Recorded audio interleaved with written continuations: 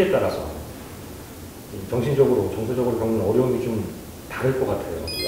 내가 어떤 치료를 받아야 될지, 그리고 나의 암의 예후가 어떨지에 대한 그 불확실성이 불안을 특히나 더 자극을 하는데, 그거는 진단, 치료 초기, 이때가 더 그 불확실성이 크겠죠.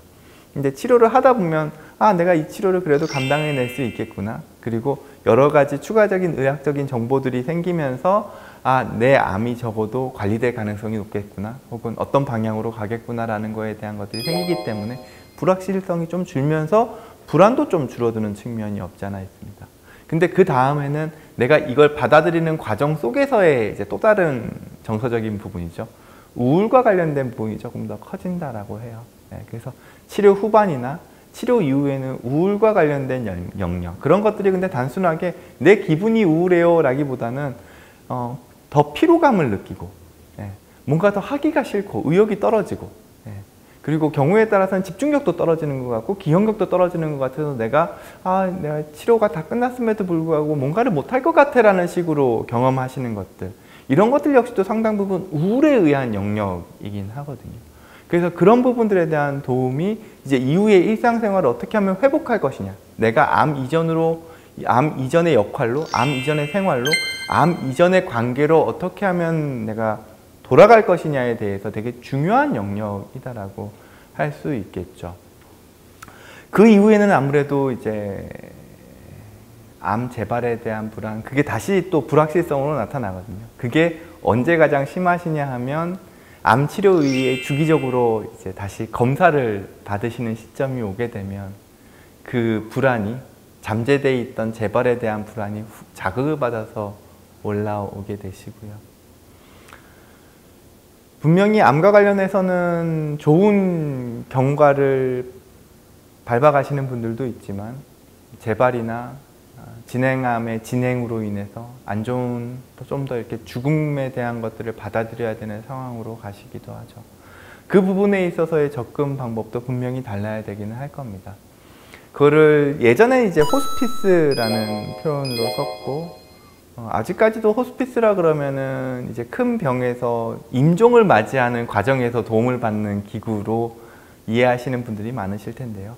지금 정신종양학 영역에서는 호스피스와 관련된 내용을 조금은 더 조기, 진행암 진단 시점부터 도움을 드리고 그 죽음과 관련된 부분, 그리고 내가 어떻게 통제할 수 있는 절망과 관련된 부분을 도와드리는 과정들이 중요하다고 이야기합니다. 그래서 표현도 호스피스라는 용어보다는 완화 의료, 완화 치료, 내가 가지고 있는 어려움들을 좀 완화해 가기 위한 치료, 통증이든 불안이든 고통이든 절망이든 두려움이든 그런 치료를 조기에 접근하는 게 이후의 삶의 질에 훨씬 더 좋다라는 이야기들을 계속 하고 있거든요. 그래서 이 재발과 관련된 부분에 있어서의 정신종양학적인 접근도 간과할 수는 없죠.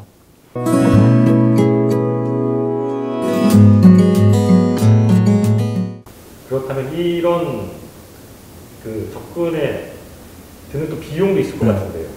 설명해 주세요. 단순하게 암 치료뿐만 아니라 이 정신종양학과 관련된 이 암과 관련된 주변 관리 영역에서도 산정특례 적용이 되어야 하느냐에 대한 논란은 사실 조금은 있습니다.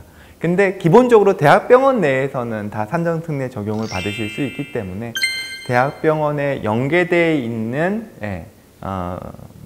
통합지원센터에서 진료를 보신다면 당연히 산정특례 적용이 되셔서 상당 부분의 의료비가 경감되어 있으시고요. 한 번 보셨을 때 정말 1, 2만 원 안팎, 그보다 경우에 따라서 낮은 금액을 내실 수 있으실 거고요. 외부에 있는 기관에서 산정특례 적용이 될 수 있느냐에 대해서는 되는 기관도 있고 되지 않는 기관도 있습니다. 그거는 사실 의료정책적으로 이제 위에 있는 정부기구에서 거기에 대한 정확한 가이드라인을 조금 세워주지 않고 있기 때문이기도 하고요. 그런 부분에 대한 요청들이 앞으로 더 많이 필요하다고 생각을 합니다. 그래도 기본적으로 산정특례와 관련된 법률에는 암으로 인한 모든 증상과 질병에는 산정특례 적용이 되도록 되어 있기 때문에 암으로 인해서 정서적인 어려움이 있어서 관련된 진료를 받으시는 거라 그러면 당연히 상정특례와 관련된 혜택이 적용되어야 되는 게 맞고요. 관련해서 암으로 인한 정서적인 관리나 치료가 필요합니다라는 의뢰서 같은 것들을 통해서 보완을 하기도 하기 때문에요. 충분히 비용에 대한 걱정 없이 암 경험자분들이라면 관련된 진료적 도움을 받으실 수 있습니다.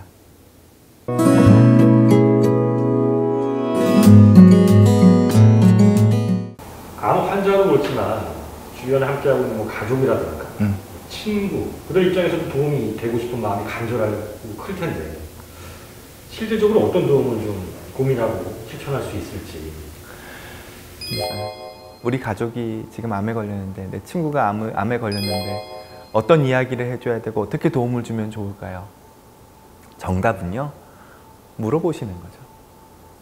내가 선입관을 가지고 이렇게 뭔가를 하는 거는 이렇게 핀트가 안 맞을 수 있어요. 내가 잘 몰라서 그러니, 솔직하게 내가 이런 경우가 익숙하지 않아서 어떻게 도움을 줘야 될지 내가 잘 몰라서 그러니 좀 이야기를 해주면 좋겠다. 내가 어떻게 대하면 좋을지, 내가 어떤 도움을 주면 좋을지, 그리고 언제든지 필요한 부분이 있으면 얘기를 해주면 내가 거기에 대해 가지고 너한테 맞춰서 도움을 줄게 라고 이야기하는 것들이 되게 중요하죠. 암 경험자분들이 가족과 관계에서 겪는 또 다른 어려움은 암 치료가 끝나고 나면은 가족분들의 그 마음가짐이 조금 달라지대요. 네. 치료 다 끝났으니까 이제 다 나은 거 아니야? 그리고 사실 암 치료 이후에 일상 복귀를 하는 과정에서도 정서적으로 어려우실 수밖에 없거든요. 그때 아까 말씀드렸던 우울과 관련된 영역들이 올라오는데요. 네. 근데 너 이제 암 치료 다 됐고 어떻게 보면 이제는 사회적인 역할을 해야 되고 너가 집안에서도 역할을 해야 될 것 같은데 왜 안 하고 있니? 라고 계속 어떻게 보면은 100% 건강한 사람 취급을 해버리시면 그게 또 하나의 부담으로 올 수 있겠죠. 그래서 사실 소통이란 게 중요할 것 같습니다. 어떻게 느끼고 있고, 그리고 가족이 보시기에 이게 조금은 정서적인 어려움도 동반되어 있는 것 같다 그러면 그러면 우리가 병원에서 연계되어 있는 정신종양학적인 도움을 받는 것도 중요할 수 있을 것 같은데 같이 좀 도움을 받으러 가보지 않을래? 라고 권하실 수도 있고요.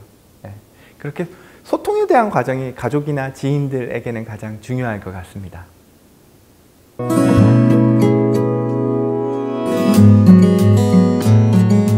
당사자로서는 공포 자체에 대한 그 절망적인 상황을 어떤 식으로 좀 받아들이는 게 필요하고, 이런 경우에 또 어떻게 도움을 받을 수 있는지도 궁금하네요.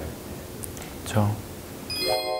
정말 말기암의 상황에서도 내가 그래도 이 질병을 극복할지 모른다라는 희망은 항상 가지고 계셔야 한다라고 말씀을 드리고, 실제로 일부 암 경험자분들에서는 시한부 판정을 받으신 상황에서도 상당히 오랜 기간 동안 삶을 영위해 나가시는 경우가 있거든요. 그렇기 때문에 내가 아무리 부정적인 상황이 맞닥뜨렸다 하더라도 내 삶의 희망을 놓지 않는 것은 중요할 겁니다. 그리고 또 한 가지는 내 삶에 있어서의 가치에 대한 부분이죠. 끝났다가 아니라 내가 무언가를 남길 것인가에 대한 고민. 얼마 전에 뵀던 암 경험자분 중에 한 분은 자기 부모님에 대해서 이야기를 하면서, 그 중에 이제 부모님 중에 한 분이 암 투병을 오랜 기간 동안 하셨거든요.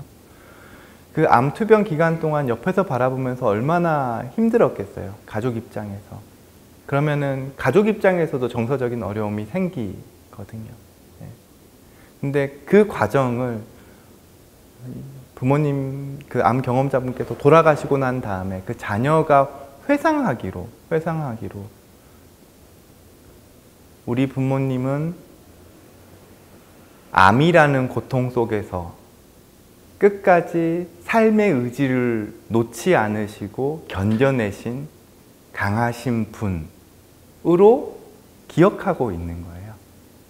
그래서 그 자녀분 본인이 내가 삶에서 어려움이 생기고 고난이 생기고 절망이 눈앞에 있을 때 그 암을 경험했던 부모님의 강인한 모습에 대한 것들을 내재화하면서 이겨내실 수 있다라고 말씀을 하셨거든요. 그렇다 그러면 우리가 암에 걸린 이후에 때로는 절망이 눈앞에 있다 하더라도 그게 절망이 아니라 가치를 만들어낼 수 있는 걸로 이해할 수 있다는 거죠. 그러면 내가 이 절망에 짓눌려서 고통에만 빠져 있을 것인지 아니면 그래도 내가 끝까지 어떤 가치라는 것을 만들어내기 위해서 내 삶을 가져갈 것인지 이런 것들에 대한 고민 그리고 지원 이런 부분들이 같이 필요할 거라고 생각을 합니다.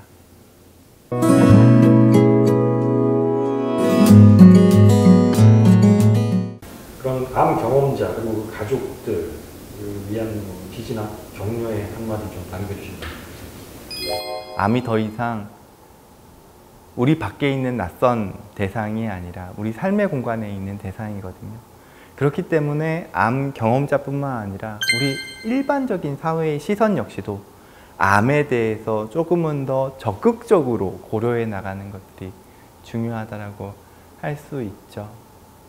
암은 절망을 주긴 하지만 우리에게 삶을 돌아보게 만드는 힘도 있습니다. 암을 외상이라고 표현하거든요. 트라우마라고 하죠. 그 트라우마에 내가 압도당해 버리면 외상 후 스트레스 장애라는 안 좋은 방향으로 가지만 상당히 많은 부분에서 외상은 나로 하여금 성장을 일으키기도 합니다. 그거를 외상 후 성장이라고 표현하거든요. 그리고 상당히 많은 암 경험자분들의 삶의 스토리가 외상 후 스트레스보다는 외상 후 성장인 경우가 많이 있습니다. 그렇기 때문에 끝까지 우리가 희망을 놓지 않고 내 삶의 가치를 추구해 나가는 것들이 중요하다고 생각을 하거든요. 주변에 있는 가족분들과 함께 소통해 나가면서 내가 가지고 있는 정서적인 어려움에 대해서 도움을 구하기도 하고 옆에서 실질적인 도움을 주려고 같이 이야기해 나가는 과정도 중요할 거라고 생각을 합니다.